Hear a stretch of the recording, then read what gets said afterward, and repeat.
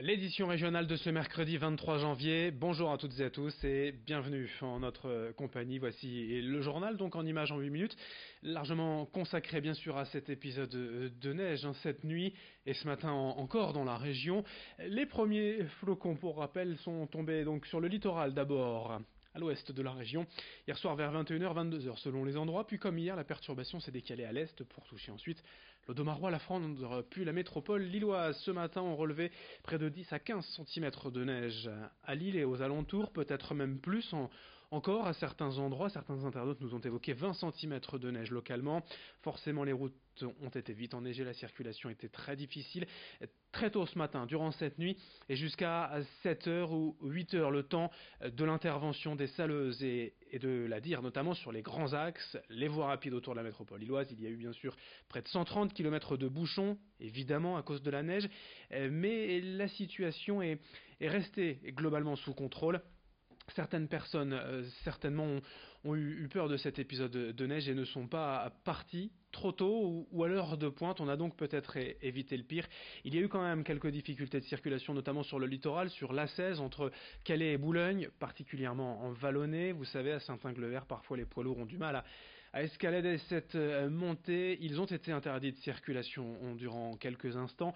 Le temps, bien sûr, d'intervenir et de déneiger les routes. C'est surtout, en fait, à l'intérieur des terres, dans les campagnes et sur les réseaux secondaires que la circulation était la plus compliquée.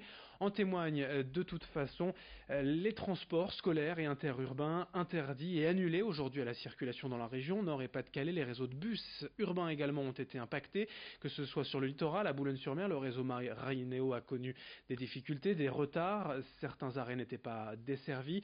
À Lille également, aucun bus Transpol ne circule aujourd'hui. Les tramways et métros circulent tout de même normalement. D'importants retards, des difficultés de circulation aussi dans la région. À la SNCF, le trafic ferroviaire a largement été impacté, de 20 à 30, 40, 50 minutes parfois pour certains trains, plus d'une heure même sur certaines lignes dans la région. Ce matin, le trafic ferroviaire était franchement compliqué. C'était tout de même très beau ce matin, vous allez le voir avec ces images, notamment ici à Halluin. Beaucoup d'internautes nous ont envoyé leurs images, leurs photos ou vidéos des jardins, des campagnes, des parcs ou places publiques blanchies par la neige. Vous voyez, nous les diffusons à l'antenne, nous les relayons sur les réseaux sociaux. Ici à Avelin, donc dans la métropole lilloise. Ces images également envoyées de Lille sous la neige ce matin tôt, ici aussi à Saint-André-les-Lilles. Sur le littoral également, des internautes nous ont envoyé leurs images, ici par exemple à Boulogne-sur-Mer. Un peu moins de neige peut-être sur le littoral Côte d'Opale qu'à l'intérieur des terres, mais tout de même quelques centimètres, notamment ici à Ambleteuse, à Calais, vous voyez, ces belles photos de la région sous la neige. La vigilance orange Météo France courait jusqu'à 10h. Soyez donc prudents de toute façon tout au long de cette journée. Restez bien sûr au contact ici même sur nos pages Facebook ou à l'antenne ici. Tous les quarts d'heure on est ensemble pour faire un point sur l'évolution de la météo. La situation météorologique tout de même devrait se calmer, s'estomper, s'améliorer dans la journée. Un temps sec prévu cet après-midi, le retour du soleil même demain jeudi. On aura bien sûr l'occasion d'en reparler d'ici là. L'information aujourd'hui dans la région, c'est une info emploi dans cette édition, le salon 48 heures pour l'emploi et la formation, comme chaque année au Kinépolis de l'Homme. 1000 postes à pourvoir, 5000 visiteurs attendus. Demain, la journée sera dédiée à l'emploi, vendredi à la formation. Ce salon tente chaque année des méthodes originales et c'est le cas cette année avec un escape game de l'emploi. Imaginé dans une salle, tous les candidats et le recruteur de manière anonyme sur un pied d'égalité, sans CV, sans savoir vraiment qui est qui. Le recruteur peut ainsi dénicher les talents d'abord selon l'attitude et non pas finalement selon les diplômes ou l'expérience, juste selon la manière de se comporter. Explication au micro de Xavier Silly. Ce qui va permettre au recruteur ce qui va lui donner envie en tout cas de participer à cet escape game, c'est la dimension nouveauté, la dimension évidemment du jeu, puisqu'ils vont être en immersion directement avec les candidats sur une session de 30 minutes, et c'est également le côté recruter sans CV, un peu à l'aveugle, dans un premier temps en tout cas, et c'est également appuyer sur le côté humain des ressources humaines en rencontrant et en étant sur un pied d'égalité avec les candidats le temps de la session du jeu. Autre actualité dans la région, le Forum international de la cybersécurité.